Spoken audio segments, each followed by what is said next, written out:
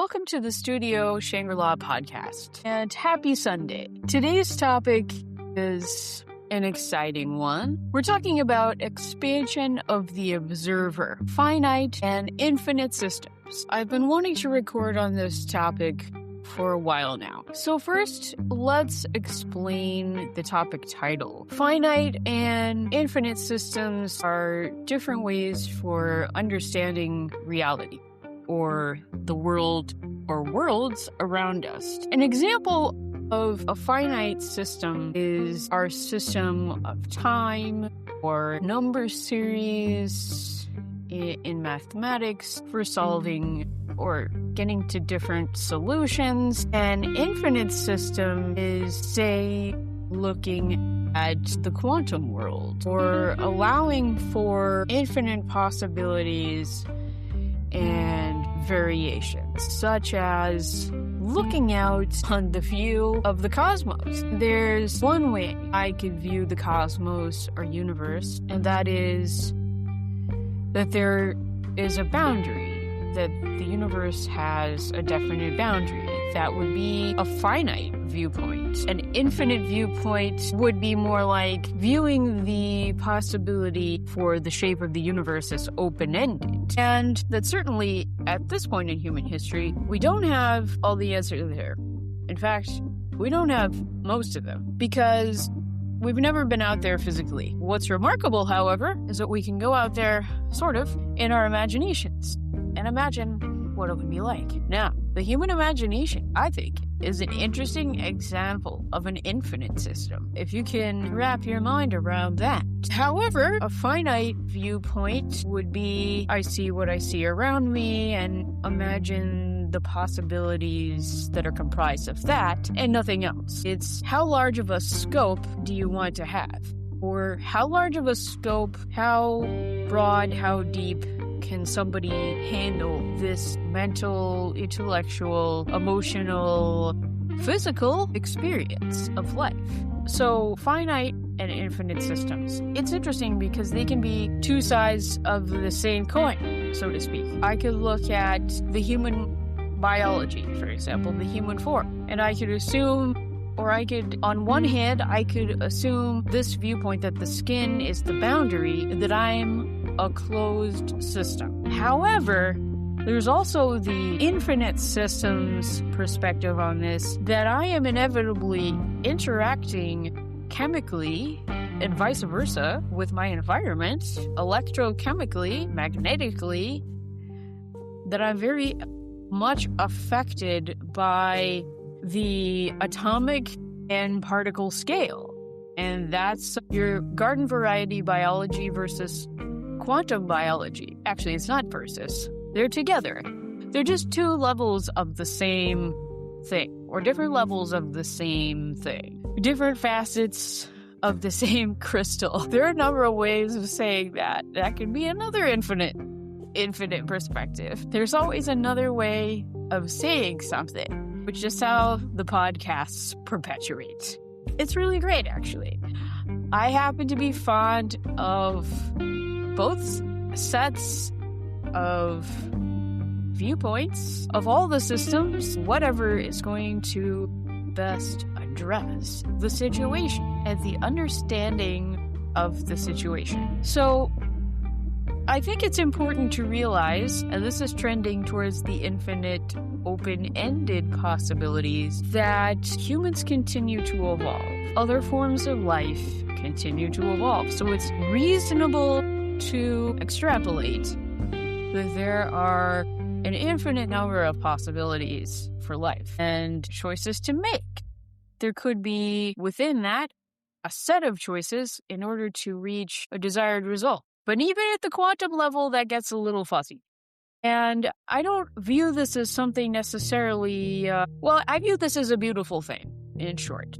That however you want to tilt the crystal on the situation, you have that freedom to do so, degrees of freedom. Another example of a finite and infinite viewpoint being two sides of the same coin is an object of some kind having a mass that can be measured, and or an average mass. And yet, there are many factors that It can affect how the mass registers or is measured. The mass can change with little variations, and an infinite number of variations depending on what the mass is interacting with, what events are occurring around it and within it. So both of these viewpoints are correct and disruptive. It just depends on what we want to put to use for our understanding at the given time for that specific situation. And of course, we have more options now than ever. And I know this can get overwhelming sometimes. Sometimes people don't want to consider the infinite. Like Plato's cave. Some people want to just stay in Plato's cave and staring at the television and not asking questions per se, or not wanting to venture out too much further, or maybe venturing out mentally but not physically, or vice versa. Nevertheless, when we look at the sky, it's hard for me to imagine personally seeing something finite. There's a lot out there. So many stars, so many planets, so many pieces of planets, so many nebulae, galaxies. It doesn't look like the finite to me. People can catalog things in a finite way, in a numerical system, of course, and both of these viewpoints have merit. But for somebody who isn't willing to look at the infinite, or it's too much of a leap for whatever reason, or they don't want to consider other possibilities besides the finite systems that they operate in, it could register as threatening, scary. I guess this is a case of throughout history. Throughout history, some people have been challenged by new viewpoints that enter the stream by way of the evolution of intellectual, physical, emotional, and, quote, spiritual awareness. All of these things inform our experience of our life on Earth and our reality. And life on Earth is not life on, Proxima B. It's not life on Trappist-1. We can extrapolate the things that are in common, but inevitably, as humanity explores more of the universe or cosmos, our perspectives are going to expand. If certain people are just keeping themselves to an earthly perspective, and that's it, that's fine. But even if you do, you can still see the infinity of the sky, the infinity of the grains of sand. Perhaps you could count the grains of sand, you can estimate the grains of sand, but there are also levels to the grain of sand. And that's a little sort of infinity in of itself. And for my part, I find this extraordinary and comforting. And we're buffeted by this blanket of infinity with so many possibilities. And we get to choose for ourselves over who knows how many cycles of how we want to expand and develop. Life already has expanded quite a bit into us, and our ability to perceive and visualize in increasingly creative and expanded ways. Of course, there's ebbs and flows for periods in history of certain habits, but I feel like now these are really opened up for us with so much information. So this brings me to the first part of the title, the expansion of the observer. The human, for our conversation, as the observer. Although other creatures are observers, and they are our predecessors and our contemporaries. Anyway, the human as the observer. That perspective has definitely expanded. There are so many obvious examples of this. Technology expands perspective.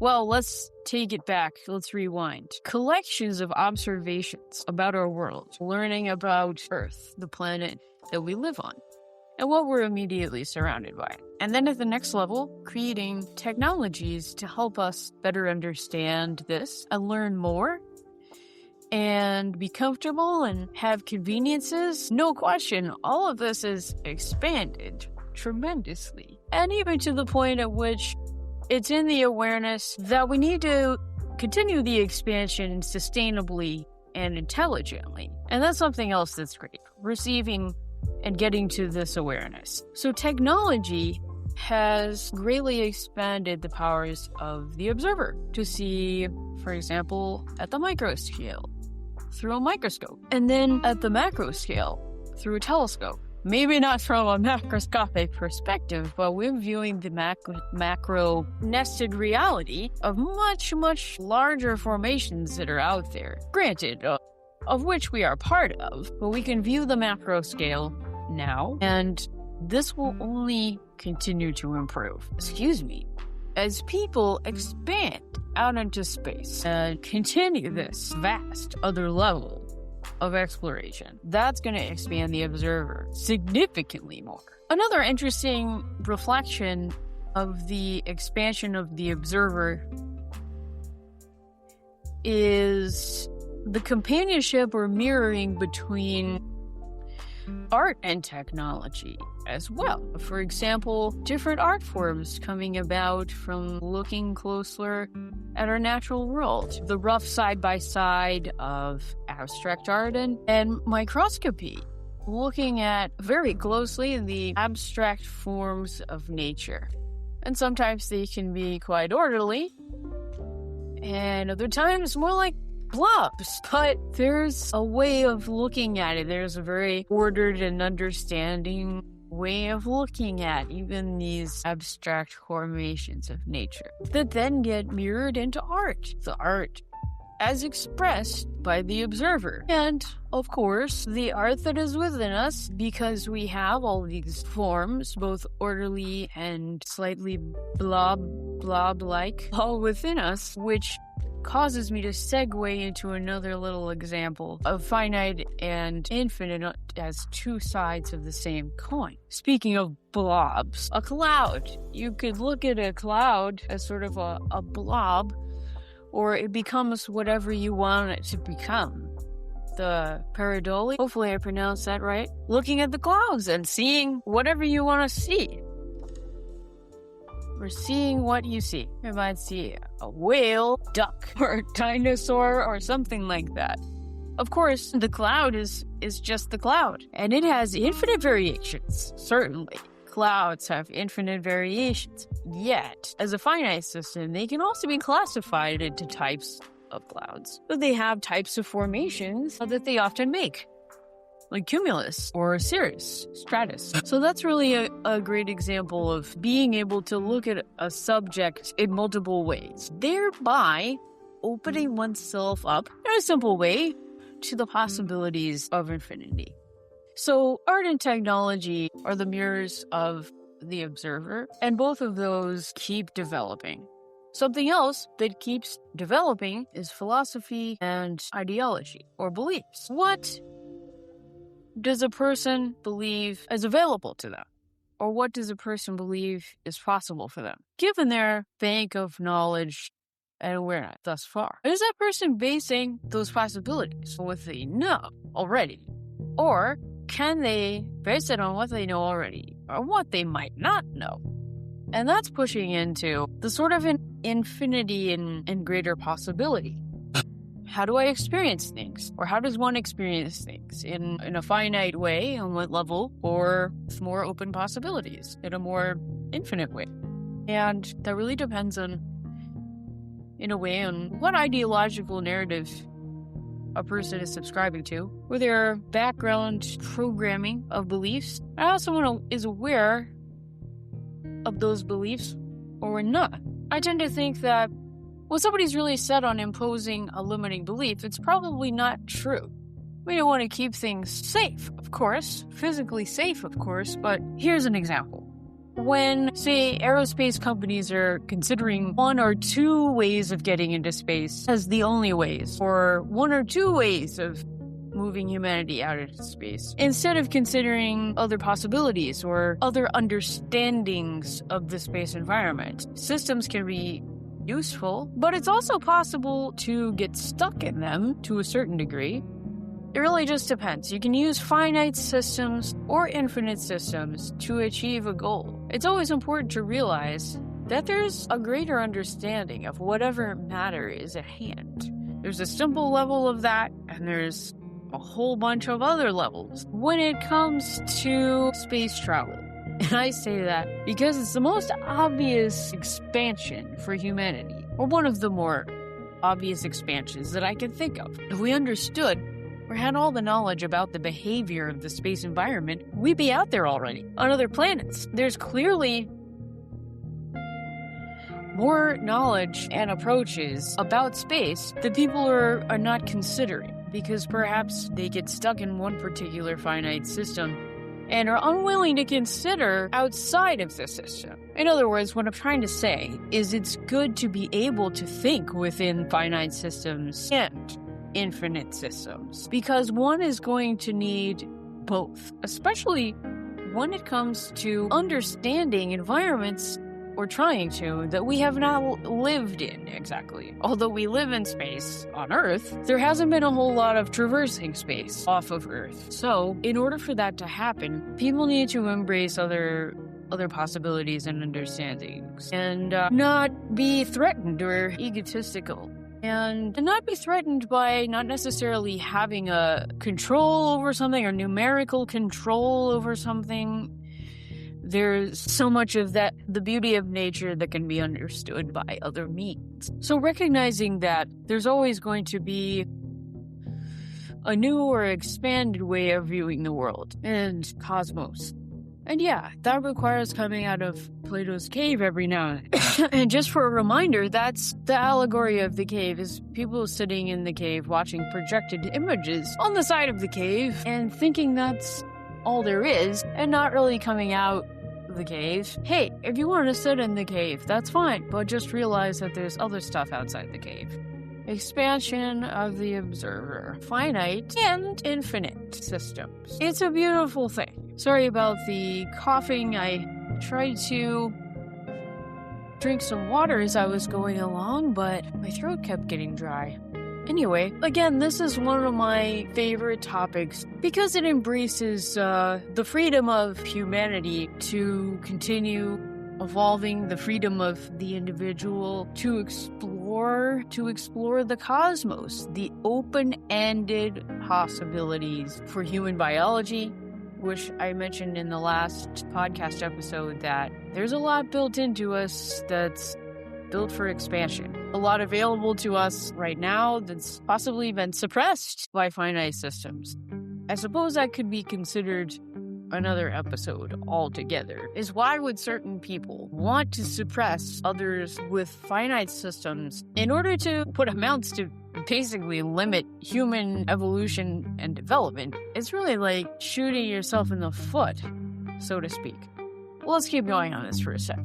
That there are some people that view themselves as gatekeepers of knowledge and power, which is completely, it makes sense on one level, but then at the true greater level, it's nonsense. You know, if this is what's going on, well, it is what's been going on. You know, certain people taking power over others in various ways, it's an inherently limiting system, because that person gets caught up in that system because they think that's how the world works, or they think that's how the cosmos operates, when it's not the greater reality. It's a very boxed in mindset of being threatened or egotistical. So as far as gatekeeping knowledge goes, like, that's really impossible, because knowledge is everywhere, in the field, in the imagination. We're just surrounded by information. So it's an illusory charade that somebody has to keep up in order to believe in this system. So inherently they're stuck in a sort of finite understanding of reality. Granted, I'm not saying here that finite systems aren't useful, but if you think that's all there is, I mean, it's not visibly, to me anyway, it's not true. Okay, one final example of a finite system that can also be flipped and looked at as infinite. It really depends on your perspective. The system of currency or money, economy, it's a finite system. And it's become very important to our societies. Is it all there is? No. But sometimes people treat it like it is. Let's be real. There's a finite system nested within an infinite reality, basically. And we're truncating, you know, for convenience, for functionality, for a current level of development. Yeah, could somebody's currency keep expanding? I I suppose. But that's still a compartmentalized viewpoint of the possibilities of life. We have systems of organization to help keep us functioning smoothly as societies, but it's important to realize, of course, asterisk, in my opinion, it's important to realize that that's not all there is. That's like saying a person is their net worth and that's it. Like their monetary currency net worth and that's it. Well, that's like isolating a very narrow band of the spectrum. It's not wrong.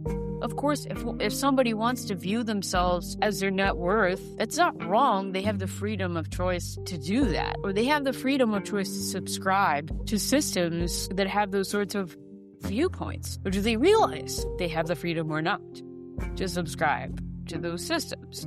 I mean, what's going to be useful? What's going to be convenient or comfortable? I think it's good to be aware of these things because that's what's going to help us keep expanding and feeling fulfilled on this journey to understand in order to keep creatively developing. All right, that concludes today's topic. Always philosophical, always touching on different facets of our experience. Heavy today on evolution, philosophy, technology, intelligence, and with a touch of art and creativity.